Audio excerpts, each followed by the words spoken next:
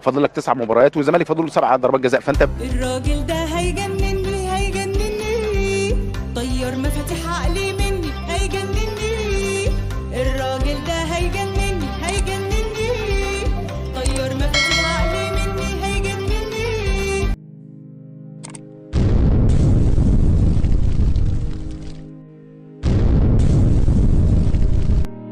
صرت مجنناهم سيد يا سيد، صرت مجنناهم سيد سيد صرت مجنناهم.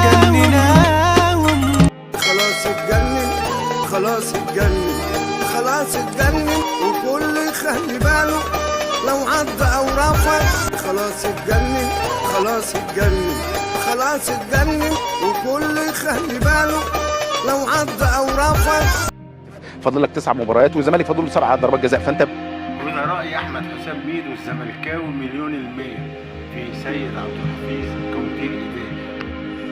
الزمالك لا يمتلك مدير كرة، وما عندوش أي حد دلوقتي في الوقت اللي احنا بنتكلم فيه ده داخل النادي عنده الخبرة اللي يقدر يجاري فيها الكابتن سيد عبد الحفيظ في هذه اللعبة.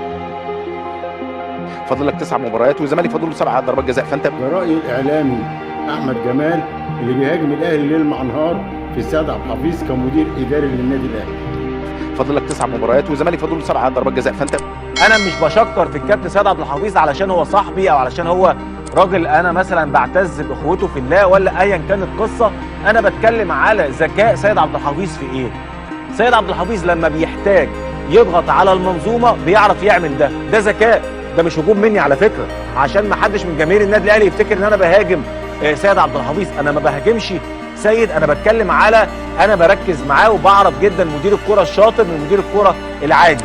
سيد عبد الحفيظ بيعرف امتى يعمل لك ضغط، امتى يعمل ضغط على اتحاد الكوره، امتى يعمل ضغط على الحكم، امتى يعمل ضغط على لجنه الحكام، امتى يعمل ضغط في الاعلام من خلال تصريحات بذكاء شديد جدا. هو بيعرف يقول ايه بعد نهايه المباراه. لا تنسوا الاعجاب بالفيديو والاشتراك في القناه تشجيعا لنا لنستمر بنشر المزيد ان شاء الله.